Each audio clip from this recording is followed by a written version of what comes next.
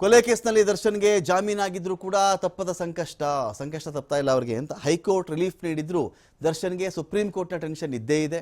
ಯಾವಾಗ supreme court ಎಲ್ಲ ಬೇಲ್ಗಳನ್ನು ಕ್ಯಾನ್ಸಲ್ ಮಾಡಿಬಿಡುತ್ತಪ್ಪ ಅನ್ನೋ ಒಂದು ಭಯದಲ್ಲೇ ಇರಬೇಕಾಗತ್ತೆ. ಯಾರಿಗೆಲ್ಲ ಜಾಮೀನು ಸಿಕ್ಕಿದೆಯೋ ಅವರು. ನ್ಯಾಯಾಲಯದ ತೀರ್ಪನ್ನು ನಾವು ಗೌರವಿಸಬೇಕು, ಆದರೆ ನಾವು ಅದನ್ನು ಪ್ರಶ್ನೆ ಮಾಡಿ ಮೇಲ್ಮನವಿ ಸಲ್ಲಿಸ್ತಾ ಇದ್ದೀವಿ. ಸುಪ್ರೀಂ ಕೋರ್ಟ್ಗೆ ಮೇಲ್ಮನವಿ ಹಾಕಿದ್ದೀವಿ. ನಗರ ಪೊಲೀಸ್ ಆಯುಕ್ತ ಬಿ ದಯಾನಂದ್ ಇದರ ಬಗ್ಗೆ ಹೇಳಿಕೆಯನ್ನು ಕೊಟ್ಟಿದ್ದಾರೆ. ಪ್ರಾಸಿಕ್ಯೂಷನ್ ವೈಫಲ್ಯ ಎಂಬುದು ವಿಚಾರಣೆ ಬಳಿಕ ನಿರ್ಧಾರ ಆಗುತ್ತೆ. ಜಾಮೀನು ಸಿಕ್ಕ ಮಾತ್ರಕ್ಕೆ ಪ್ರಾಸಿಕ್ಯೂಷನ್ ಸೋತು ಹೋಗ್ಬಿಟ್ಟಿದೆ, ಅವ್ರಿಗೆ ಹೇಳಕ್ಕೆ ಬರಲಿಲ್ಲ ಅಂತ ಅಲ್ಲ.